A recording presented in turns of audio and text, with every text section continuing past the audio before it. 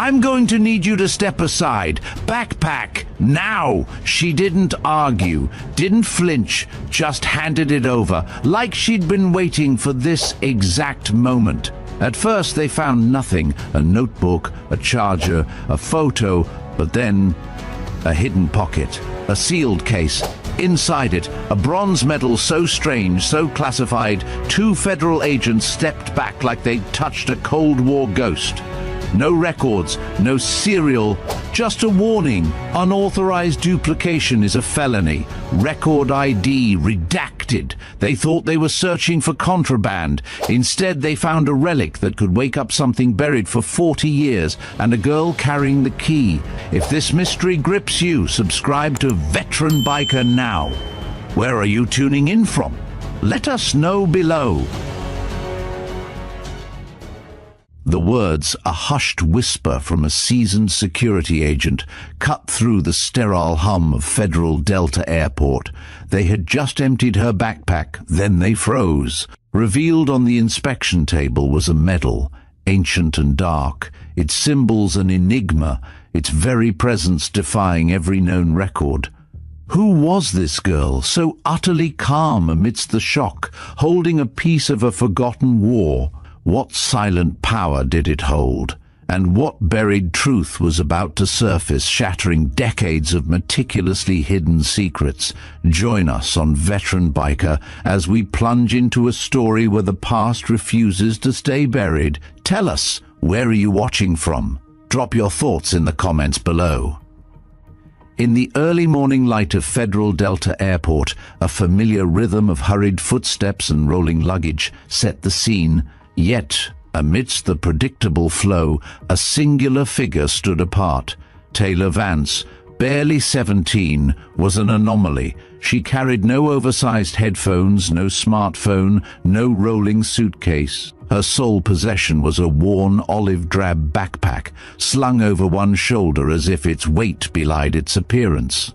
The canvas jacket she wore, too large for her slender frame, hinted at a life lived far from the polished terminals and weary travelers scrolling through their digital worlds. She wasn't doing anything wrong, and no one spoke aloud. But her presence was a stark contrast, a quiet ripple in a sea of predictable motion. Havoc Thorne, a security officer working Lane 3, noticed her before the backpack caught his full attention. At first glance, he considered her a military dependent, perhaps flying between bases. Yet, a quick scan of her boarding pass told a different story, a one-way ticket to Fountain City, no return, no Guardian listed, no checked baggage. It was a detail that pricked at his trained intuition. His gaze lingered on her eyes next, calm, observant, unclouded by the usual anxieties of air travel. She didn't fumble for laptops or rush to remove her shoes like the others. Instead, she watched everything. The agents, the scanners, the people ahead of her. It was a gaze that suggested either a deep understanding of every possible scenario or a quiet anticipation for something specific to go wrong. She looked to Havoc, not dangerous, but profoundly prepared. He flagged her bag for manual inspection. It was an automatic decision, born not from suspicion of malice, but from the unsettling sense of meticulous readiness that radiated from her. "Ma'am, I'm going to have to check your backpack manually," he stated. Taylor didn't flinch, didn't roll her eyes with teenage disdain. She simply offered a small, almost imperceptible nod, unshouldered the worn backpack and handed it over. It was heavier than it looked. Havoc carried the bag to the secondary table, signaling for Officer Marcus Thorne to assist. The standard procedure began: zippers, pockets, compartments. Nothing seemed immediately out of place. A paperback novel, its spine cracked and worn. A blue spiral notebook filled with neat, precise handwriting and intricate sketches that hinted at a mind beyond her years. A phone charger, but notably no phone. A toothbrush and travel-sized toothpaste. And a faded photograph. A man in a military uniform. A young girl on his shoulders, likely Taylor, years younger. A flannel hoodie, folded tightly into a Ziploc bag, seemed to be the last ordinary item, all typical, predictable contents for a teenage traveler. Then Havoc felt the weight at the very bottom, something hard, cold, unyielding. It was nestled deep within the back liner, a pocket most travelers never even knew existed. He unzipped it and found a small leather case, rectangular and black with subtle brass trim, roughly the size and shape of an eyeglasses box. There were no markings on its exterior, no identifying labels. He glanced at Taylor. She stood just 10 feet away, hands clasped in front of her, completely still. There was no panic, no protest, just a silent, unwavering watchfulness. He opened the case slowly, carefully. Inside, nestled in a velvet lining, was the medal. It was unlike anything Havoc Thorne had ever encountered in his extensive military or CIA career. The metal itself was a deep, dark bronze, aged around the edges as if it had seen centuries, not just decades. The centerpiece was a bald eagle, wings spread wide, gripping twin lightning bolts in its talons. Above the eagle, 3 words were engraved in Latin, an ancient, forgotten tongue. Below the phrase, clear and precise, Department of Strategic Operations, Class Xylon.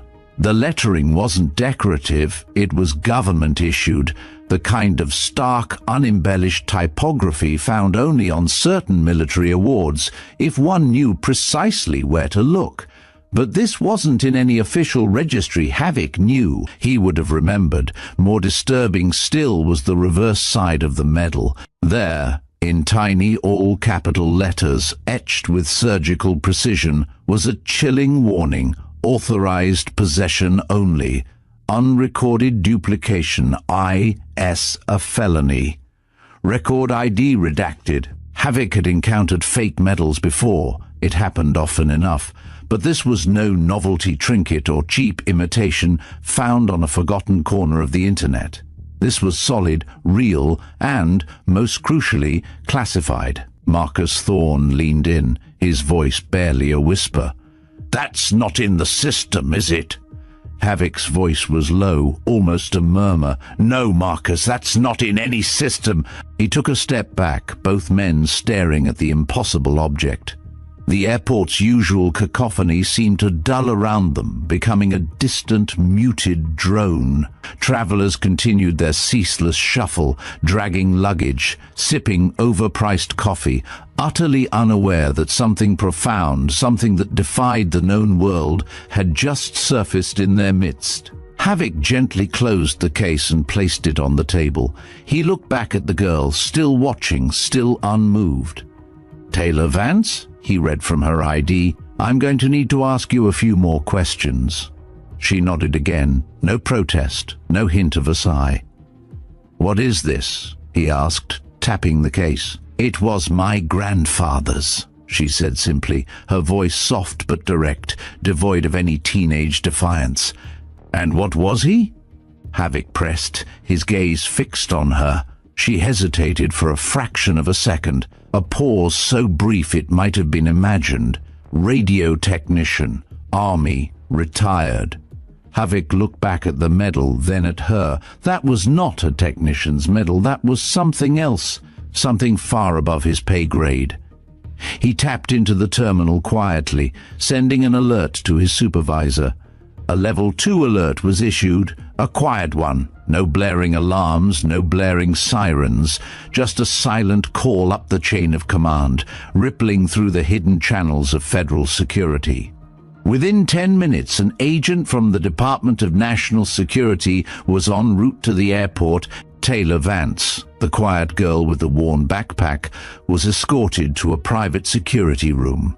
The room was stark, with neutral walls and a coffee table bolted to the floor. She didn't cry, she didn't ask for a lawyer, she just sat and waited. The case, containing the medal, sat untouched in the middle of the table. Later, Havoc would replay the moment over and over, the feel of the cold metal, the chill that ran down his spine when he saw the twin lightning bolts, the uncanny calm in her eyes. the impossible artifact that now made him question everything he thought he knew about forgotten missions and dead programs. Metals like that, he knew, weren't made for show. They were made for silence. And someone, somewhere, had just broken it. The room was cold, a stark contrast to the bustling airport outside, yet Taylor didn't ask for a jacket. She sat at the metal table, still, her worn backpack placed neatly beside her feet like a trusted, silent companion. The black case containing the medal rested untouched in the center of the table, a silent challenge in the sterile space. Havoc Thorne stood off to the side, arms crossed, his gaze flickering between her composed face and the enigmatic case. The longer he remained in that room, the more certain he became that this was no longer a simple security check. This was something else entirely, something buried deep beyond the scope of his daily duties. At precisely 11:17 a.m., a woman entered the room. She wore a fitted black suit, tailored with military precision, and moved with an undeniable air of confidence. A Department of National Security badge hung from her lanyard. This was Agent Lyra Vance in her mid-40s, her posture betraying years of disciplined training. She was not there for pleasantries. Taylor Vance, she stated, her voice crisp and direct, as she took the seat opposite the girl. "Do you know why you're here?" Taylor nodded, her eyes steady. "Because of the medal." Lyra studied her, a flicker of surprise quickly masked, crossing her features. "You seem very calm." "I knew someone would notice it eventually," Taylor replied, her voice soft but direct, devoid of any trace of teenage defiance and, notably, any hint of fear. Lyra's gaze shifted to the black case. Her fingers tapped once, a sharp, almost imperceptible rhythm against the table. "Where did you get it?" "My grandfather gave it to me 2 days before he died," Taylor answered, her tone even. "Did he tell you what it was?" Lyra pressed, her eyes boring into Taylor's. "Not exactly," Taylor paused, a fleeting memory crossing her face. "Just that it was important, and that I had to bring it to someone." "Who?" Lyra's voice was sharper now, sensing a critical piece of the puzzle. "Serafina Kyle. Fountain City." The name hit Lyra with the force of an unexpected blow. Her face, usually a mask of control, hardened, and for a fraction of a second, her posture stiffened imperceptibly. It was the type of pause only trained observers like Havoc would catch. Taylor, too, noticed it. That name, she knew, meant something profound. Suddenly, the comms unit on Lyra's belt crackled with an urgent, distorted voice. "KL, danger! Omega target, abort!" The signal abruptly cut out, leaving behind a jarring silence. Lyra's hand instinctively flew to the unit, shutting it off, but the brief, garbled warning had already left its mark. A deep furrow appeared between her brows, and a wave of profound unease washed over her, an emotion she rarely displayed. The brief, frantic message confirmed her worst suspicions about the name Serafina Kyle. Lyra leaned back in her chair, her gaze fixed on Taylor, assessing, calculating. "You were flying there today?" "Yes, one way. I used the last of the savings account he left me," Taylor confirmed, her voice unwavering. Lyra's eyes dropped to the black case. Then, with a slow, deliberate motion, she opened it. The dark bronze eagle on the medal seemed to glare back at her, its spread wings and twin lightning bolts etched into its talons, forming a design she had never encountered, not on any known military honor. She turned it over, rereading the precise inscription on the back, authorized possession only. Unrecorded duplication is a felony, record ID redacted. But it was the term Department of Strategic Operations that truly stood out, a blaring red flag in her mind. This department, on paper, had ceased to exist since 1984. In her early years of training, whispers about it had circulated among agents after hours, stories exchanged in hushed tones over cheap coffee, Operation Scepter, Project Xylon, Black Signal. These tales always ended with a grim, knowing phrase, "They buried it all." Project Xylon was the one that consistently reappeared in theoretical case studies, an alleged Cold War-era covert psychological operations branch. Its rumored purpose was to manipulate international events through misinformation, psychological engineering, and disinformation. There were no official records, no survivors willing to speak openly, only persistent rumors that a small inner circle of operatives had received physical credentials, unique tokens proving their operational clearance. Those tokens, those medals, had never been officially confirmed until now. Lyra carefully closed the case and folded her hands, her expression unreadable. "Taylor, I need to ask again. Are you absolutely sure your grandfather never told you where this came from?" Taylor blinked slowly, calmly. "He said he used to be someone else, someone important. He told me the medal was part of that, and he told me I had to deliver it." She paused, a shadow of her grandfather's enigmatic words lingering in the air. No explanations, just deliver it. "And what was your grandfather's name?" Lyra's voice was softer now, but laced with a new urgency. "Douglas Arthur Vance." Lyra froze, not visibly, but deep inside. Her stomach churned. She had seen that name before. It was listed in one of the heavily redacted Xylon training logs, rumored to have been accidentally decrypted during a 2006 data audit. He had been listed as a logistics and signals coordinator, level 4 clearance. His name had been scrubbed from all other systems. He had been real. And if Taylor was telling the truth, he had passed something on, something the US government had spent decades pretending never existed. "Was your grandfather ever stationed overseas?" Lyra asked, her voice tight. "He was in Berlin in the early 80s, Taylor said.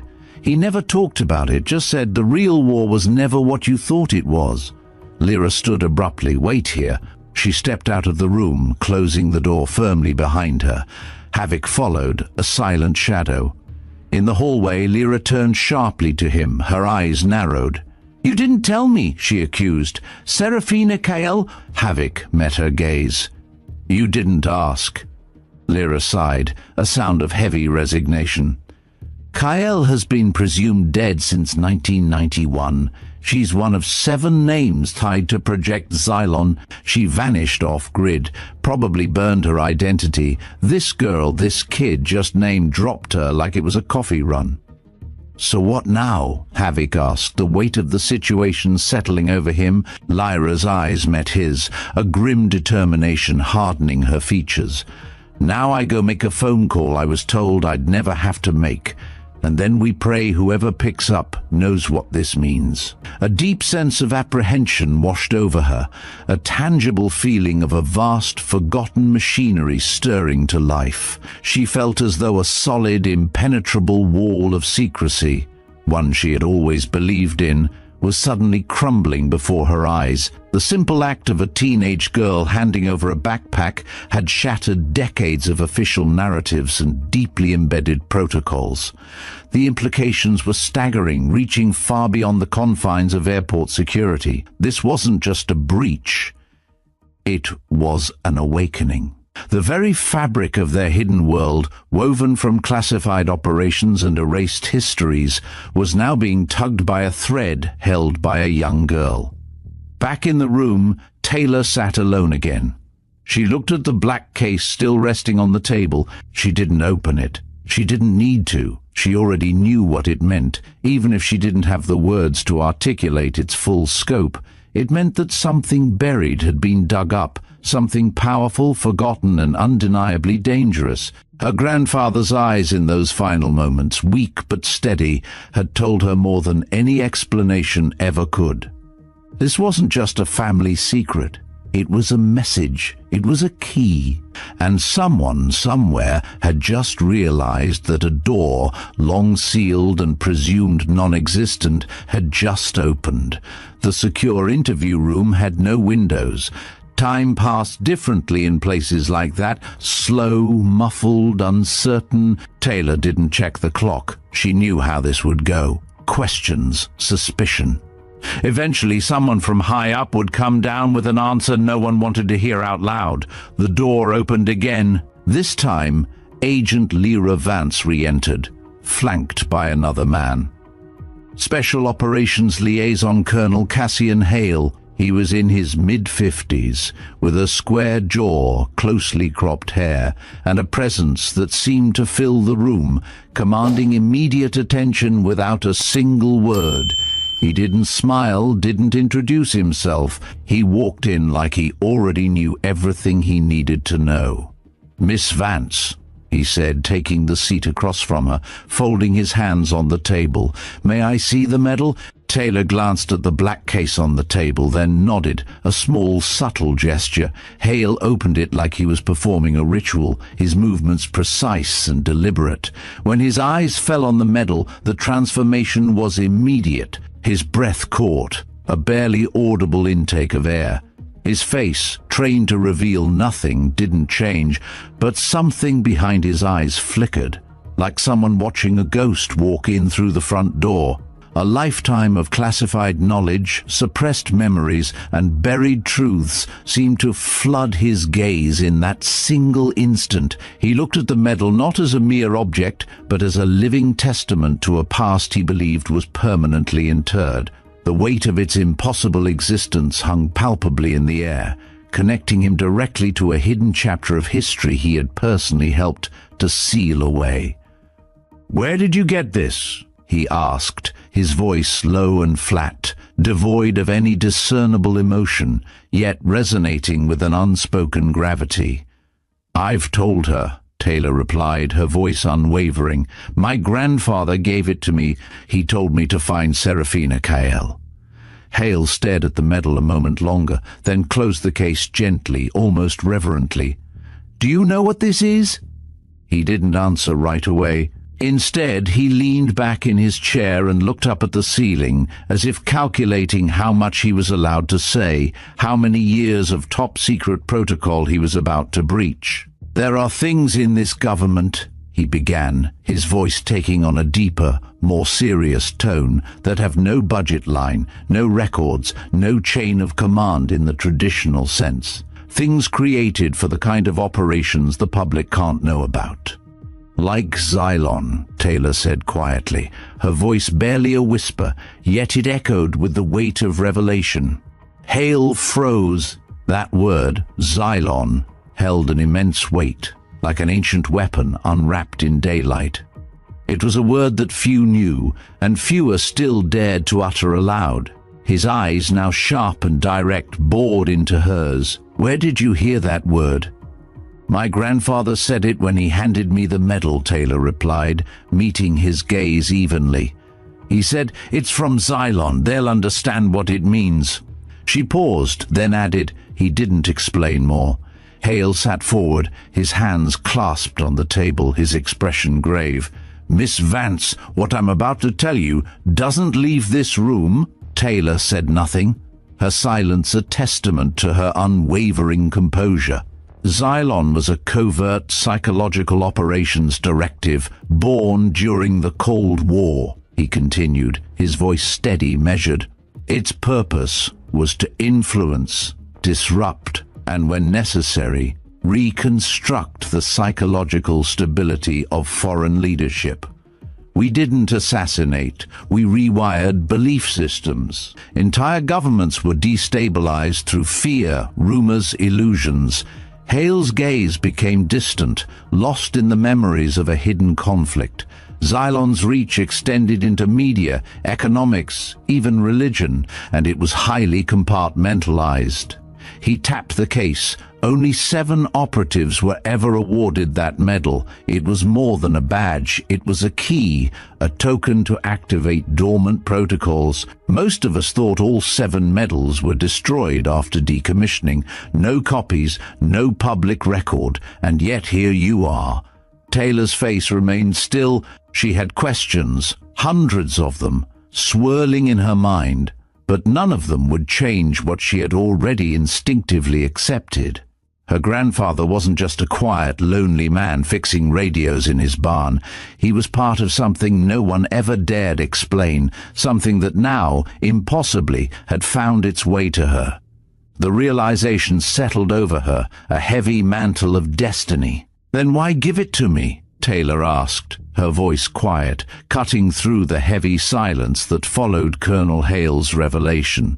Hale leaned forward, his elbows resting on the table, his gaze intense. "Because it wasn't about you. It was about who you could find." He paused, letting the implication hang in the air. "Kyle." Agent Lyra Vance stepped closer, her expression grim. "That name, that's what scares us." Taylor blinked, a flicker of confusion crossing her face. "Why?" "Serafina Kyle was the architect of the psychological triggers used by Xylon," Lyra explained, her voice low and grave. "She built mental frameworks that could shift ideologies over generations. Her work was classified above top secret. She vanished in 1991. No body, no trace. There were rumors she went rogue. Others say she disappeared to protect Xylon's final protocol. No one could prove either."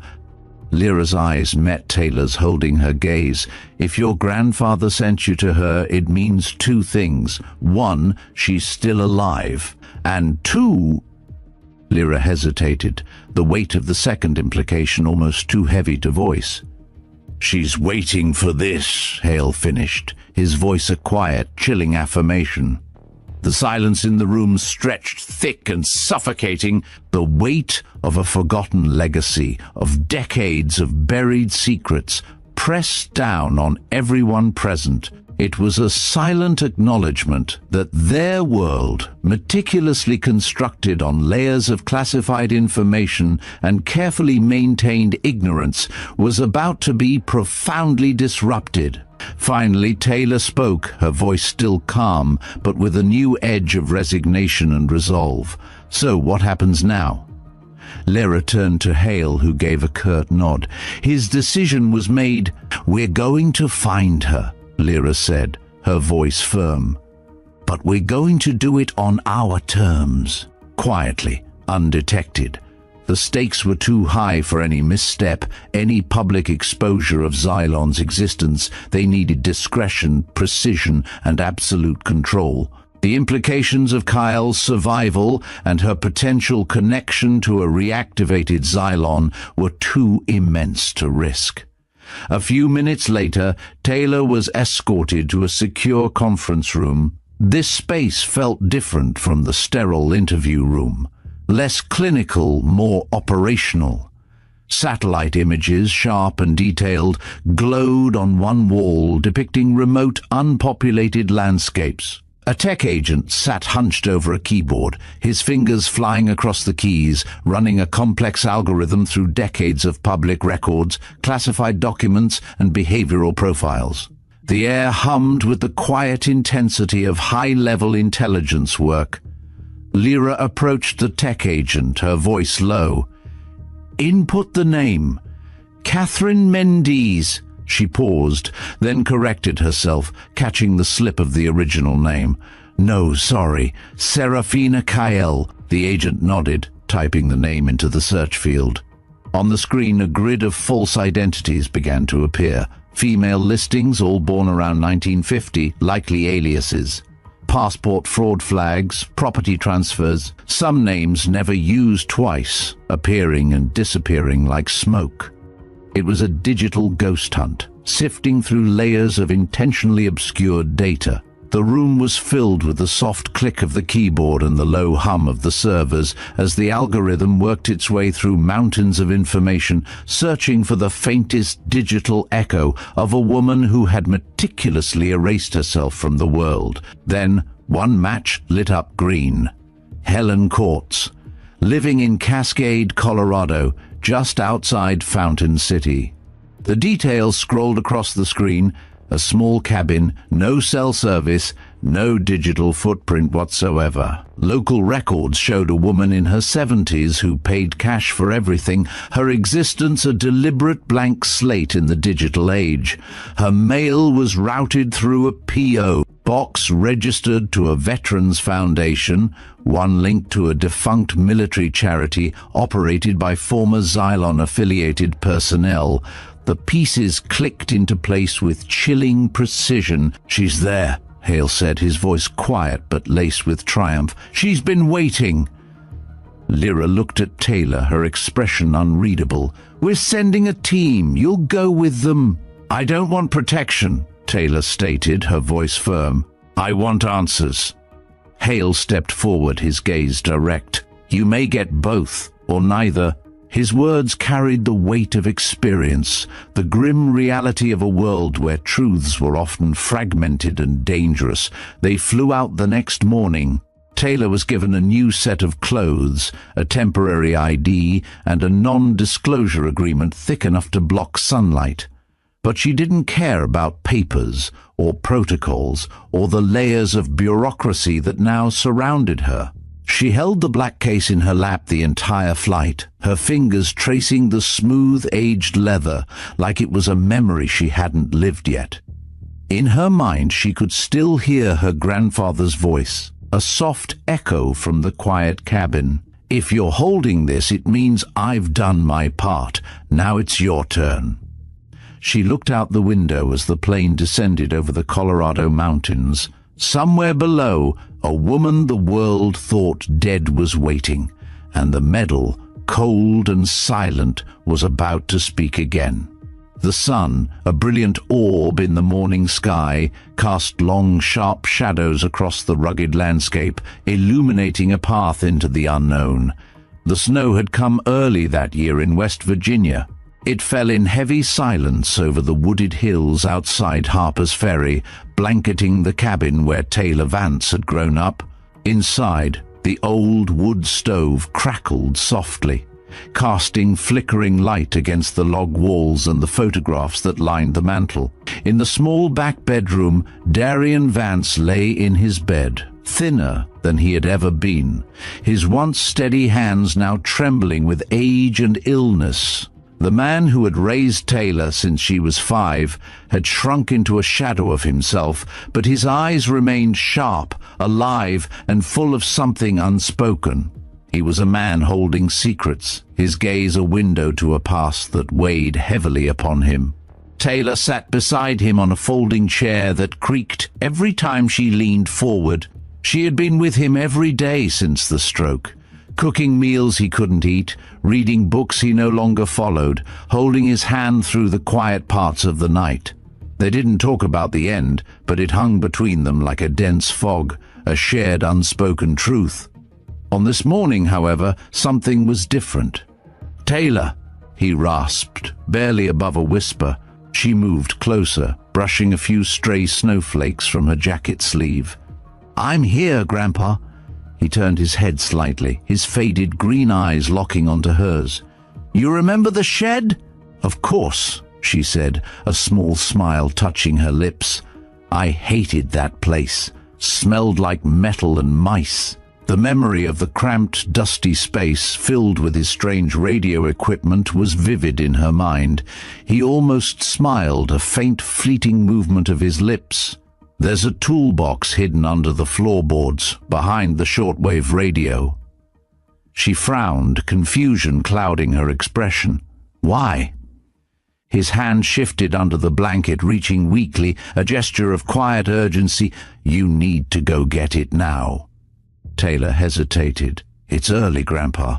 Can't it wait until—" "No," he said, more forcefully than she'd heard in weeks, the word imbued with a sudden, surprising strength. "Now, Taylor, please." She stood, pulled on her coat, and grabbed the flashlight. The wind outside had picked up, howling through the trees like a warning, a mournful song carrying secrets through the crisp morning air. She made her way across the yard, boots crunching through fresh snow, and pushed open the warped door of the shed. The cold bit at her fingers as she brushed dust off the shortwave radio her grandfather had obsessed over for years, its dials and knobs hinting at distant, unseen connections. She pulled it aside, revealing a loose plank beneath. When she pried it up, a small black case waited beneath a folded cloth. She opened it, and the medal sat inside, exactly as it would later appear to the TSA agent at Federal Delta Airport. Even now, in the dim flashlight beam, it looked ancient, sacred, like it had been forged in a forgotten chapter of history, whispered into existence from the shadows of a hidden war. Her breath caught. The weight of it felt suddenly immense, an unexpected burden in her hands. She closed the case and returned to the house, tracking snow and silence behind her. Darian was still awake, his eyes fixed on the doorway. When he saw the case in her hand, he let out a breath that sounded like relief and sorrow all at once. "I thought maybe I'd take it to the grave," he murmured, his voice fading. "What is it?" Taylor asked, her voice barely a whisper, her eyes fixed on the mysterious object in her hand. He didn't answer directly. Instead, he motioned for her to sit beside him. "When I was young," he began, his voice thin but clear, "I believed in America the way children believe in superheroes. And then I was chosen, handpicked for something so classified it didn't even have a name at first, just a code name, Xylon." Taylor said nothing, watching the weight of his words settle into his face, marking the lines of age and unspoken burden. "We didn't fight with guns," he continued, his gaze distant, lost in the shadows of memory. "We fought with ideas, with information, or the absence of it. Our tools were stories, illusions, whispers. We planted thoughts like seeds and watched governments rot from within. There were 7 of us, each entrusted with a fragment of control. The medals were our verification." He paused, a fit of coughing shaking his frail body, his hands trembling against the blanket. "I left when I couldn't carry the weight anymore. They told me the program had ended. They said we'd succeeded. But I knew better. Kyle vanished. The others scattered. I thought it would all stay buried. But then I started hearing things, seeing patterns again, and I knew someone had activated the shadows." He looked at her then, his eyes fierce, imbued with a final desperate urgency. "And that's why I'm giving it to you." Taylor's voice cracked thick with unshed tears. "Why me?" "Because you don't ask too many questions, but you don't ignore the answers when they come," he whispered, his voice fading. "And because you've seen what the world really is. You've lived with pain, and you never let it make you cruel. That's rare, Taylor. That's why." She held the case tightly, suddenly aware of its weight in a new, profound way. It was not merely an object. It was a legacy, a burden, a key to a world she never knew existed. "Go to Fountain City," he said, his voice barely audible now. "Find Serafina Kyle. She'll know what to do. Don't tell anyone else. Don't trust phones. Don't trust systems. If you're holding this after I'm gone, it means the last truth I have left is now yours." Tears welled in her eyes, hot and stinging. "I don't want this," she whispered, her voice breaking. "I know," he whispered back, a faint, sad smile touching his lips. "That's why you're the right one." He closed his eyes, the exertion clearly exhausting him. Taylor sat there for another hour, holding the medal in her lap, unable to move, unable to comprehend the full scope of what had just transpired. By morning he was gone. She buried him herself, next to her grandmother's faded gravestone, on a hill they used to hike together. There was no service, no obituary, just the biting wind and the silent memory of a man who had held the darkest parts of history inside him like coals, never letting them go cold, but never letting them burn through the world again. And 2 days later, Taylor boarded a bus, then a train, then a flight, one way to Fountain City, just like he told her, just like the story demanded. The van slowed to a crawl as it wound its way through the narrow, snow-dusted back roads of Cascade, Colorado. Towering evergreens, heavy with fresh powder, lined the route, casting long, deep shadows across the windshield, making the morning light feel muted, almost hesitant. The GPS had lost signal 20 minutes ago. the digital world falling silent as the physical world closed in around them, the forest swallowing the road like it was claiming back its own. The silence inside the van was palpable, broken only by the soft hum of the heater and the occasional crunch of tires on snow. "She's up here?" Taylor asked, her voice barely louder than the heater's quiet thrum, her gaze fixed on the deepening woods. The vastness of the wilderness felt like a living entity, an ancient sentinel guarding secrets. Agent Lyra Vance sat behind the wheel, her focus absolute, but a subtle tension in her jaw betrayed the high stakes. "If the profile's right, yes." Her voice was tight, measured. "This woman has avoided detection for 30 years. Either she's a ghost or she's smarter than everyone still breathing." The weight of that statement hung in the air, a testament to the elusive nature of their target. Lyra's hands gripped the steering wheel, knuckles white, her eyes scanning the tree line as if expecting a hidden trap at any moment. The air in the van was thick with anticipation, the quiet hum of the engine a counterpoint to the racing thoughts of its occupants. In the back seat, Colonel Cassian Hale remained silent, his imposing figure a study in controlled intensity.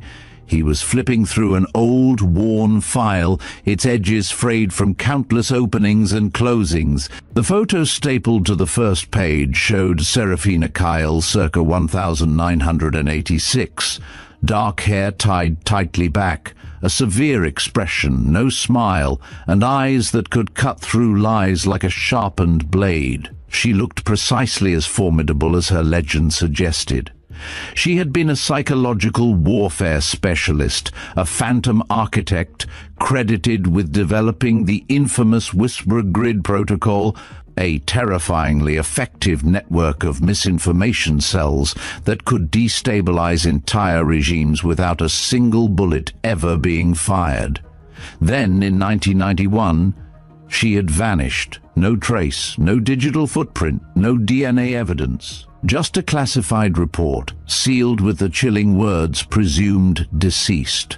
Field abandonment protocol activated.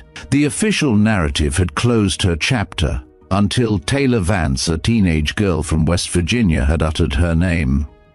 The van came to a slow, deliberate stop at a small clearing. A weathered A-frame cabin stood near the tree line, half buried in snow, its rustic charm belying its hidden significance. Smoke rose lazily from its chimney, slow and steady, a wisp of domesticity in the otherwise wild landscape. There were no cameras, no fences, no obvious security measures, only a small satellite dish, oddly aimed at nothing in particular, and a wind chime crafted from flattened bullet casings, clinking softly in the gentle breeze. The scene was deceptively tranquil, hinting at a life of quiet, self-imposed exile. "This is it," Lyra said, her voice dropping to a low, cautious tone as she slipped on a pair of leather gloves. She turned to Taylor, her gaze serious. "Stay close, don't speak unless spoken to, and don't reach for anything." The unspoken command was clear. This was a mission, and Taylor was a vital yet untrained component. Taylor stepped out of the van, the cold air cutting sharply into her lungs. The metal case was tucked tightly under her arm, pressed against her side like a secret, its presence a constant, reassuring weight. Her boots crunched softly through the fresh snow as she followed Lyra and Hale toward the cabin's porch. Every step felt deliberate, leading her deeper into the heart of a mystery that spanned decades. The air thrummed with a strange energy, a mix of anticipation and apprehension. Before they reached the door, it opened. A woman stepped into view, elderly, thin, wrapped in layers of worn denim and wool, her silver hair tied in a low braid that nearly touched her waist. Her face was sharp and hollow, etched with the wisdom of years, but her eyes, those eyes were piercingly alert, like an old owl who had seen everything once and didn't care to see it again. They swept over Lyra and Hale with an almost dismissive glance, then settled on Taylor. Her gaze lingered on Taylor's face, then on the medal case tucked under her arm. "You brought it," Serafina Kyle said, her voice raspy, ancient, yet carrying an undeniable authority that brooked no argument. Taylor nodded, a silent affirmation of her unspoken mission. Serafina Kyle turned her piercing gaze to Lyra and Hale, her expression hardening. "You two don't belong here." "She does. You don't." Her words were not a question, but a cold, irrefutable statement of fact. Lyra started to respond, but Hale raised a hand, silencing her. He understood. "We're just here to make sure it gets to the right hands," he stated, his tone respectful, acknowledging the invisible line that had just been drawn. Kyle smirked, a fleeting, bitter twist of her lips. "Too late for that, it already has."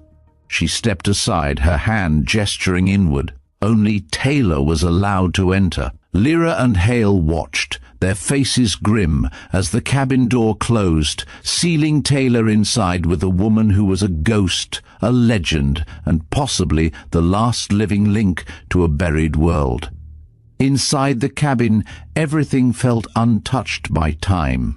Bookshelves sagged under the immense weight of old leather-bound files, brittle paper maps covered in faded ink, and ink-stained journals, their pages filled with a lifetime of thoughts and secrets. A fire burned brightly in the stone hearth, casting dancing, flickering light against the rustic log walls, filling the air with the comforting scent of wood smoke.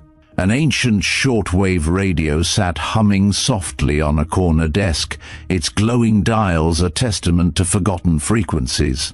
Next to it, a corkboard was filled with intricate strings connecting faded photographs, cryptic codes in neat red ink, and what looked like complex flowcharts, a visible map of a brilliant, terrifying mind. "Put it there," Kyle said, her voice softer now, motioning to a long, sturdy oak table in the center of the room.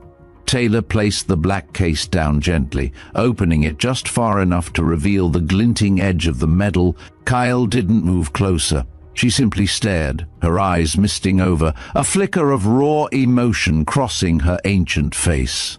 "I never thought I'd see one again," she whispered, her voice barely audible, laced with a profound sense of loss and wonder. "Not after Berlin, not after Geneva, not after Mexico City." Each location was a whispered echo of a forgotten battle, a lost mission. Taylor sat down opposite her, compelled by an invisible force. "What is it, really?" she asked, her voice earnest, seeking the truth behind the object that had so profoundly altered her life. Kyle pulled a chair opposite Taylor, her movements slow, deliberate, as if each action carried immense weight. "It's a trigger, a signal, a key to the last phase of Xylon." She looked at the medal, then at Taylor, her gaze sharp, unwavering. "Your grandfather and I, Douglas, we were part of a team that built a framework of global psychological infrastructure. We embedded ideas into culture, language, even religion, not subtly but deeply, systematically.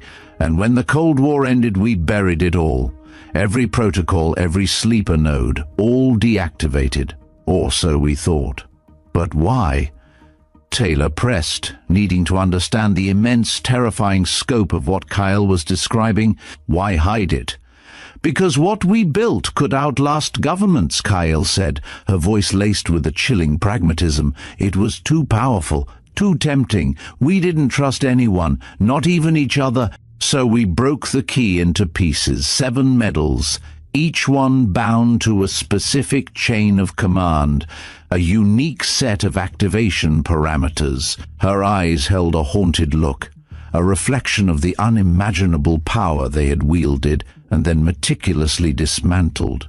One day, if the balance tipped too far in any direction, of propaganda, corruption, or madness overtook reason, we were supposed to come back together, reactivate the system, restore balance. She looked away, her gaze fixed on the flickering fire, as if seeing ghosts in the flames. But we never agreed on what balance truly meant. What one person saw as order, another might see as tyranny. Taylor leaned forward, her heart pounding. "So why now? Why me?"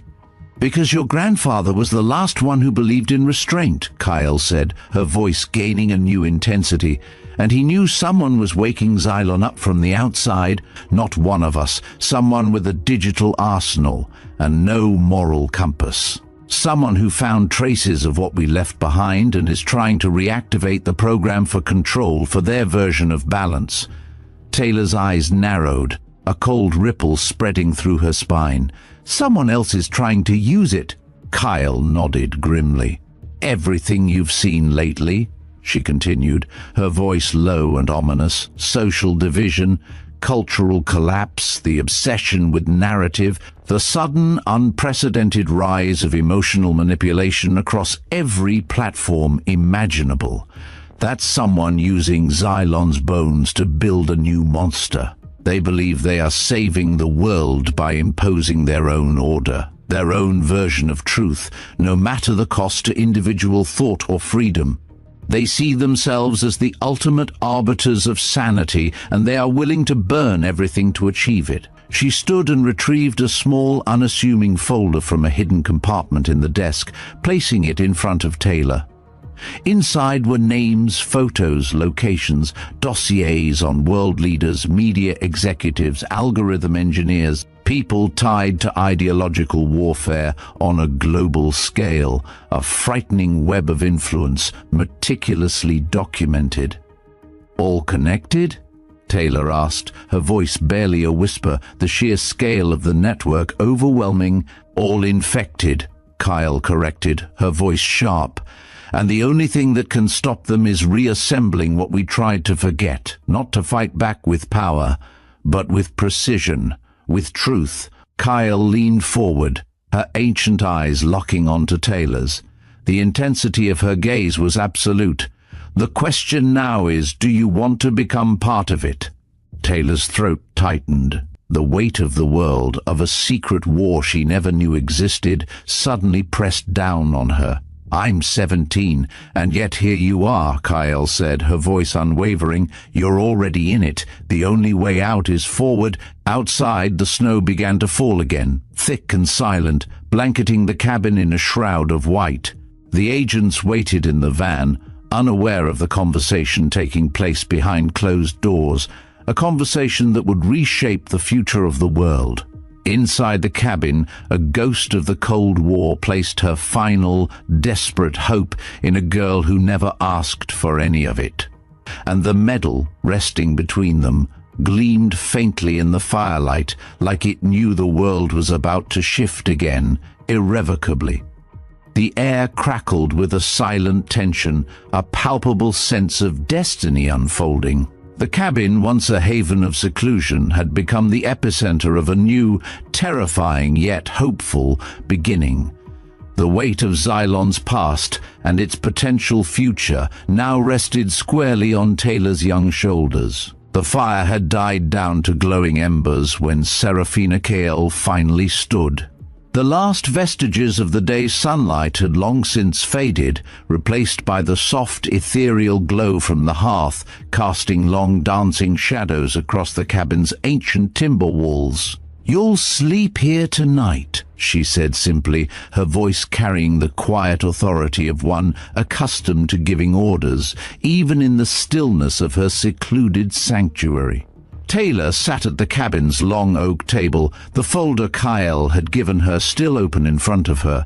Names, photos, timelines, connections, all meticulously documented, all pointing to a silent, unseen war that had never truly ended. She wasn't ready to close it yet. Her fingers hovered over one name in particular, Victor Mikhail, a former Eastern Bloc information officer, allegedly dead in 1998, now according to Kyle's intelligence, apparently pulling the strings of disinformation networks across 3 continents. His eyes in the grainy photo seemed to hold a cold, calculating intelligence, a mind capable of orchestrating chaos on a global scale. The sheer audacity of his supposed resurrection and his current role sent a shiver down Taylor's spine. "He's not working alone," Kyle said, her voice cutting through Taylor's thoughts, noticing her focus on Mikhail's dossier. Kyle walked to the stone hearth, prodding the embers with a long iron poker, sending sparks dancing into the dark chimney. That's the problem. Xylon's bones were scattered, but not buried deep enough. Someone found them. They're stitching together a new version, leaner, faster, digital. A ghost in the machine, manipulating the very fabric of reality. The implication was chilling, a shadow war, fought not with bullets, but with bites, infecting the global psyche from within. Taylor finally voiced the question that had been haunting her since the moment she left her grandfather's cabin, since the moment the medal had revealed its impossible truth. "Why didn't you stop them earlier?" Her voice was barely a whisper, filled with a raw mix of confusion and frustration. If Kyle knew so much, if this threat was so immense, why had she waited? Kyle stared into the dying embers of the fireplace, as if the glowing coals held a confession, a burden carried for decades. Her posture softened slightly, a rare glimpse of vulnerability. "Because until now, I didn't know which side would come looking first." Her voice was laced with a deep weariness, a knowledge of the labyrinthine complexities of power and loyalty. She spoke of the delicate balance between activating Xylon for its original purpose, to restore balance, and risking its activation by those who sought to weaponize its principles for pure control. The line, she explained, was razor thin, and the consequences of choosing incorrectly were catastrophic. She had waited, watched, and weighed every possible variable, knowing that an untimely move could doom them all. She walked to a hidden cabinet, its surface blending seamlessly with the log walls. With practiced movements, she pulled out a thick olive-green envelope, sealed with fading ink, the words Xylon Archive, classified level 0, barely legible on its worn surface. The paper felt heavy, dense with unwritten history. "You're not just here to carry the mail," she said, turning back to Taylor, her eyes sharp once more. "You're here to become something your grandfather was, a crier of convergence. That means you don't act alone. You find the others." "The other 6? Taylor asked, a sense of overwhelming responsibility settling upon her. The idea of reassembling such a scattered, dangerous legacy seemed impossible. Kyle nodded. "Some are dead. Some disappeared into the deepest shadows, becoming legends even to us. One turned against us, corrupted by the very power we sought to contain. But at least 2 are still out there, waiting for a signal, waiting for this." She gestured towards the medal, a silent, powerful beacon. Taylor swallowed hard, the magnitude of her task almost suffocating. "And I'm the signal." "You're what they never expected," Kyle affirmed, a faint, almost imperceptible smile touching her lips.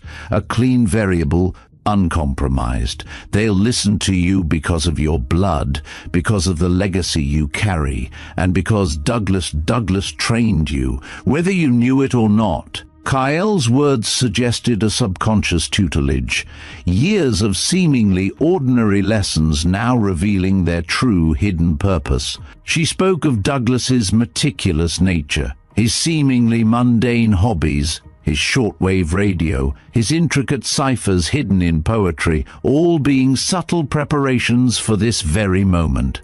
He had, in essence, built her unknowingly into the perfect conduit for Xylon's reactivation. Kyle walked over to a shelf, her gaze sweeping over rows of ancient, dust-covered books and forgotten artifacts. She pulled down an old, tarnished tin box. Inside, nestled among faded photographs and brittle notes, were 7 small, weathered cards. Each was engraved with a single line of code, elegant and complex. Taylor recognized the pattern immediately. She'd seen it before, hidden within the neat, cryptic handwriting in her grandfather's notebook, disguised as lines of poetry, intricate verses that now revealed their true, sinister meaning. Her grandfather had been a master of disguise, embedding layers of hidden information into the mundane. "These are your routes," Kyle said, her voice soft but firm. "Each code corresponds to a geographic location and a frequency. Some are tied to old shortwave stations, buried deep beneath abandoned structures, relics of a past era now serving a new purpose. Others lead to encrypted mesh servers, hidden within the darkest corners of the global digital network.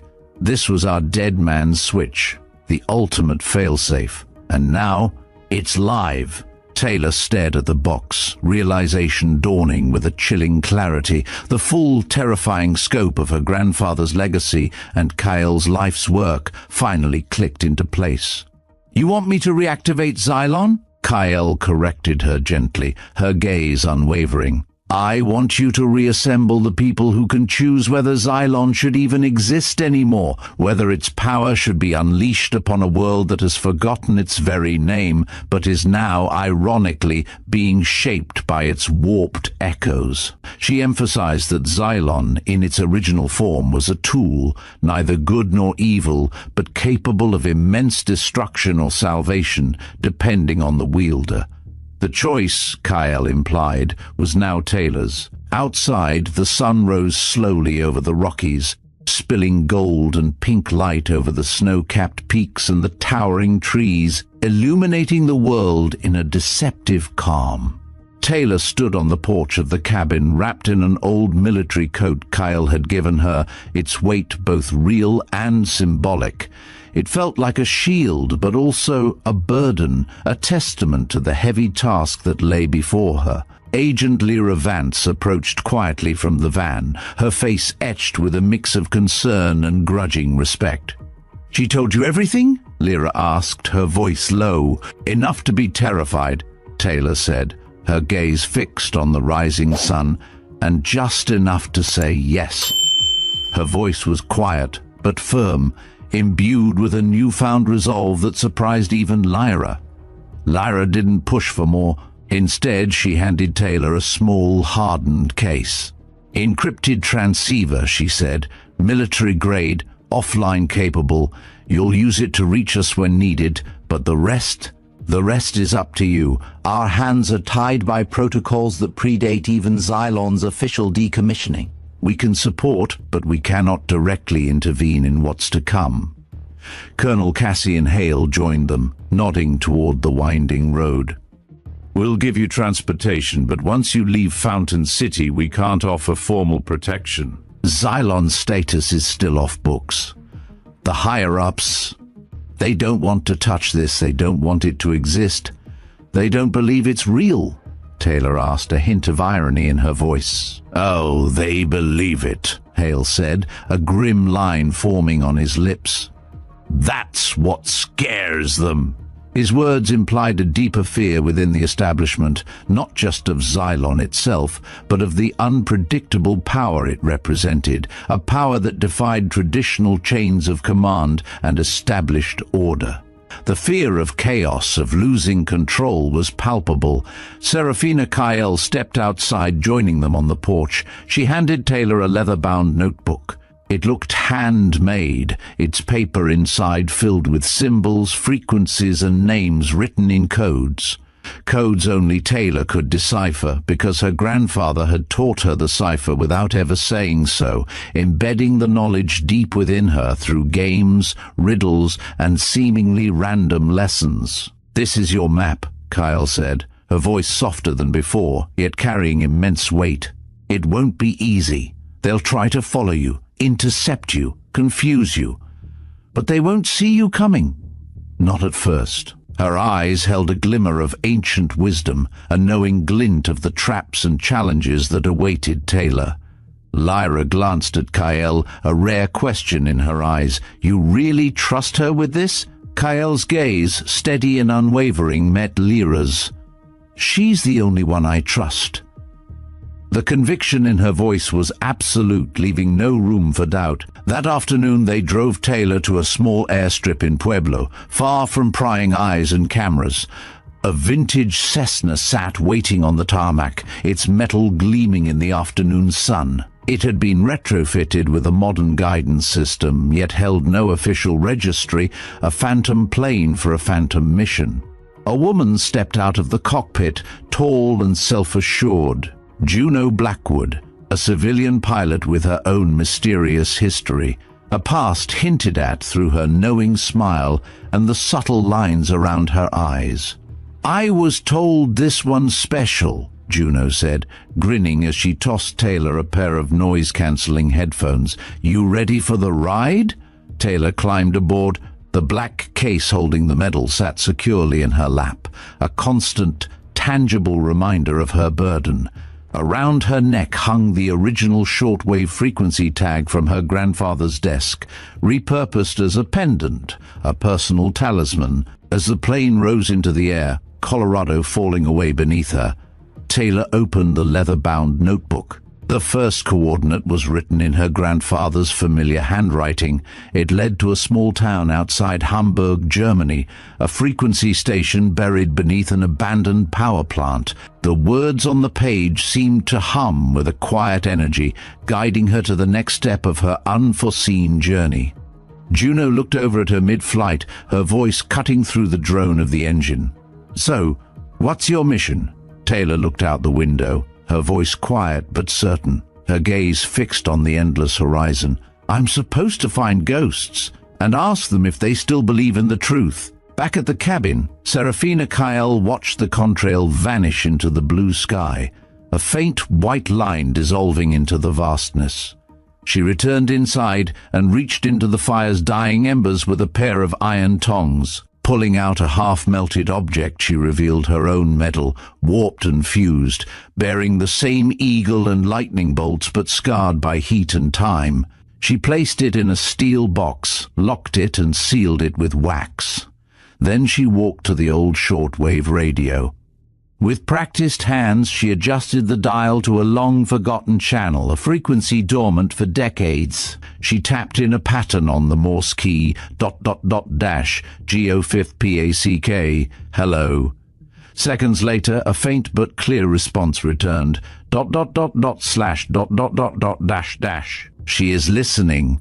Kyle smiled, a faint, almost imperceptible curve of her lips, the first genuine smile in years. So it had begun. Again. "Okay, here is part 6 of the script, aiming for a minimum of 2,200 words, meticulously following the established outline and incorporating all enhancements, with no external descriptions or notes."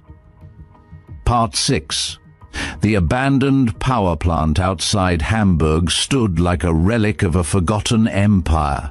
Its rusted skeleton of steel beams tangled in vines, glass panes shattered, and warning signs barely legible in the muted morning light screamed decay and disuse. It was a monument to a past era, now a silent, imposing sentinel over secrets buried deep within its foundations. Taylor stood at the edge of the perimeter fence, the biting wind whipping at her cheeks, the leather-bound notebook clutched tightly in one gloved hand. She double-checked the coordinates, verifying them against her grandfather's cryptic notes. This was the place. From his meticulous records, she knew it had once powered a Cold War-era listening station, a clandestine outpost used by NATO for signal interception, its purpose veiled in layers of classified operations. But deep beneath the obvious ruins of the plant, past the decaying machinery and collapsing walls, was something less official. Node 3, as the notebook called it, one of the Xylon Network's 7 dormant receivers, designed to reactivate only if the medal was ever scanned at close range.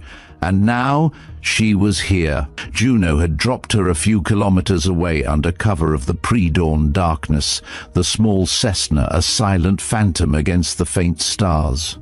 No one was supposed to know she was in Germany, not yet. But Taylor had already accepted a hard truth. Someone, somewhere, was always watching. The very existence of Xylon implied an eternal game of shadows. She slipped through a torn section of the fence, the rusty wire scraping softly against her coat, and moved quickly across the cracked asphalt, her footsteps echoing faintly in the vast, empty space. Birds scattered from the rafters above, their frantic chirps the only sound breaking the silence as her boots crunched over debris, past a sagging wall of rusted lockers, and down a stairwell swallowed by shadows, leading into the cold, silent earth. She found the hatch buried beneath a pile of fallen sheet metal, its surface grimy and forgotten. A fingerprint scanner blinked a dull, unwavering red, a defiant spark of technology in the abandoned darkness. Taylor pulled out the medal, its smooth, cool surface a stark contrast to the grime around her. She held it up to the plate. The light flickered, then turned green with a soft electronic hum. With a low hiss of releasing pressure, the heavy hatch unlocked. She descended into darkness, the stale, cold air wrapping around her. Inside, the air was colder than above, but remarkably dry, perfectly preserved, as if time itself had been held in stasis. Her flashlight beam cut through thick dust motes dancing in the air, illuminating ancient cobwebs and the outlines of forgotten equipment. She stepped into a narrow concrete hallway, the silence profound, almost suffocating. At the end, a steel door awaited, reinforced with bolted rods and bearing Xylon's eagle and lightning insignia, faintly visible under layers of grime, a ghostly reminder of its true purpose. She took a deep, steadying breath and pushed. The room lit automatically, humming to life with a low, resonant thrum for the first time in decades. A circular chamber greeted her, filled with old military consoles, rows of shortwave receivers, and a central pedestal with a slot perfectly shaped for the medal's base. Above it, a black monitor flickered to life, displaying a single stark prompt, "Initiate Legacy." Taylor stared at it. She thought about her grandfather, Darian, his quiet strength, his hidden life. She thought about Serafina Kael, the weight of her ancient wisdom, her desperate hope. She thought about the names in the leather-bound notebook, the vast, unseen network of influence she was now tasked with navigating. Her hand trembled as she typed a single, questioning word onto the console. Why? The monitor went black. Then it began.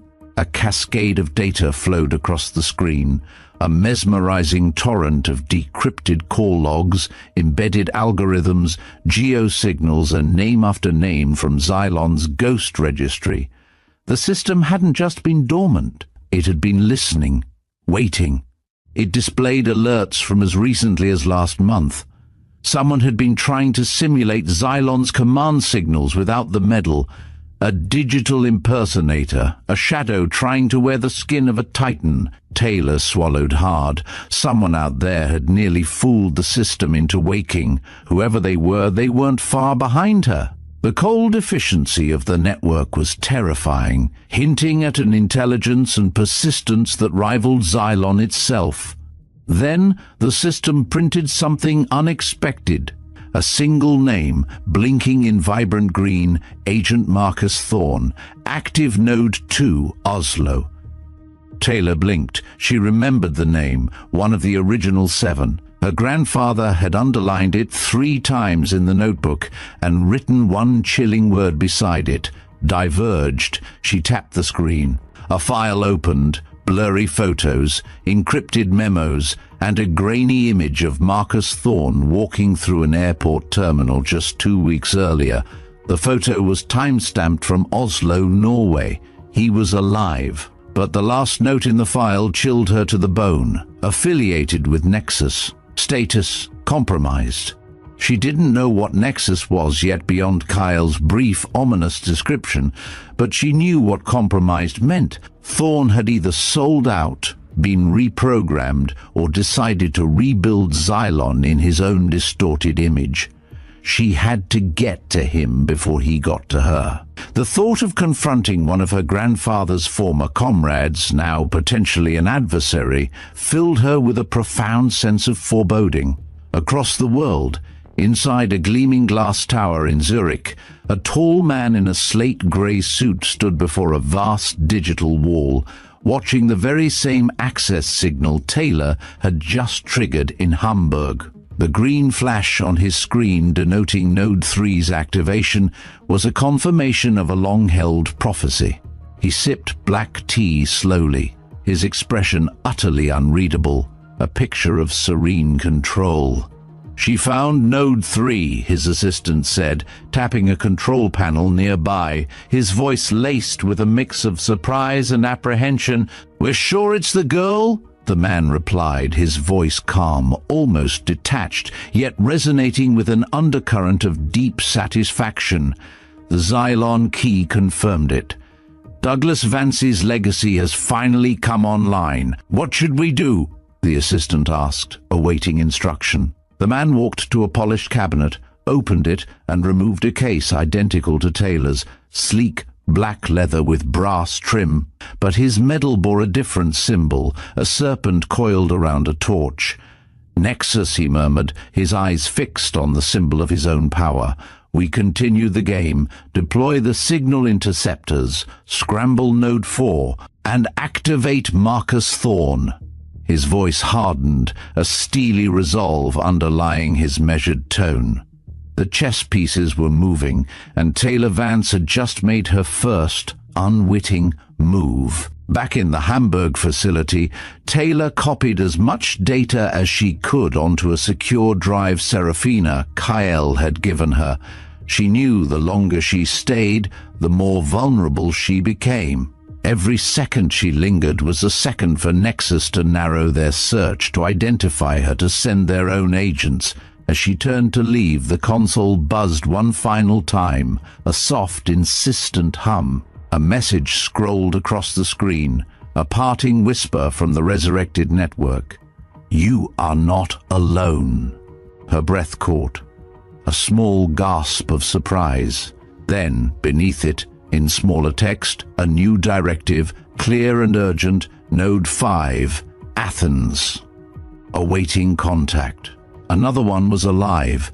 She wasn't the only thread in this forgotten tapestry, a sliver of hope mixed with the rising urgency. She grabbed the drive, tucked it securely, and ran. Juno met her at the extraction point just after midnight, the small Cessna a welcome silhouette against the pale pre-dawn sky. She had changed the registration plates on their rental car twice, a testament to the cat-and-mouse game they were already engaged in. They drove in silence for several miles, the only sound the soft hum of the engine and the crunch of tires on the deserted road, before Taylor finally spoke. "I'm being followed." "I figured," Juno said, her gaze fixed on the road, betraying no surprise. She tossed a burner phone into Taylor's lap. "They pinged your signal twice before I scrambled the uplink. You've got maybe a day's lead, 2 at max. They know about Thorne, which means he already knows about you." Juno's words were clipped, professional, a stark reminder of the escalating danger. Taylor looked out the window, the passing darkness reflecting the turmoil in her mind. "He's in Oslo." Juno whistled softly, a low, impressed sound. "That's bold!" Taylor held up the medal, its presence a cool, solid weight in her hand. "I need to know if he remembers who he used to be. If there's still a part of him that believes in the mission." Her voice was quiet, steady, imbued with a deep, unsettling resolve. The choice before her was stark: confront a potential enemy or find a lost ally. "And if there's not?" Juno asked, her voice equally quiet. Understanding the unspoken stakes, Taylor's gaze hardened, meeting Juno's. "Then I find the next one." Her words carried the weight of a young woman accepting a burden far beyond her years, a responsibility she hadn't asked for but would not shy away from. Outside, snow began to fall again, dancing in the headlights, a silent, swirling curtain against the European night. Somewhere in Europe, a former Xylon operative had either turned traitor or been tragically compromised, and a 17-year-old girl, holding a relic of a forgotten war, was the only one willing to find out whether redemption or destruction lay on the other side. The path ahead was treacherous, shrouded in deceit and ancient loyalties, but Taylor Vance had just taken her first decisive step into the heart of the Shadow War. Chắc chắn rồi. Dưới đây là đoạn outro dài khoảng 700 từ, được viết theo yêu cầu của bạn, nhấn mạnh ý nghĩa của câu chuyện và kêu gọi tương tác từ khán giả. The Oslo wind whipped around her, a biting reminder of the storm she had just weathered and the greater tempest that still lay ahead. Taylor Vance stood on the edge of the fjord, the digital device in her hand, a fragile key to a crumbling world. Juno Blackwood's Cessna, a phantom against the breaking dawn, hovered just above the makeshift landing pad, its engines a roar that swallowed her thoughts. She had gotten more than just the data. She had found a sliver of truth in a landscape of lies, a glimpse into the heart of a conflict that transcended governments and generations. The medal, cool and solid against her palm, hummed faintly, a pulse from the buried past, now shockingly alive. As the plane ascended, leaving the city lights behind, Taylor opened her grandfather Darian's notebook one last time. On the final page, a line she hadn't noticed before seemed to glow faintly, etched with the wisdom of a man who had lived in shadows, in the dark. Truth isn't found, it's protected. The words resonated deep within her, a new understanding settling in her heart. She didn't know what would come next. Who would come for her? How far the insidious reach of Nexus extended? How many layers of deceit she would have to peel back? But she knew this, the silence had been broken. The impossible had become real, and the girl they had underestimated, the quiet inheritor of a forgotten war, was now the last firewall between truth and oblivion. Xylon had returned, not as the weapon it once was, but as a fractured echo, seeking reunification through her hands. The choice of its purpose, its very existence, now rested on her young shoulders. Would she succumb to the cynicism of a world that had abandoned its ideals, or would she become the beacon that ignited a new fight for what was real? Her journey was just beginning. A winding path into the heart of a global deception, where every shadow held a secret and every whisper carried a lie. The stakes had never been higher, and the battle for the mind of humanity had truly begun. This is the kind of story that reminds us how deeply interwoven our world is, with hidden forces, with legacies that refuse to stay buried. It makes you wonder, doesn't it? What other truths might lie just beneath the surface of our everyday lives, waiting for the right moment or the right person to bring them to light? Perhaps there are other medals, other signals, other forgotten guardians whose quiet vigilance shapes the unseen currents of our history. We hope you've been as captivated by Taylor Vance's unexpected journey as we have.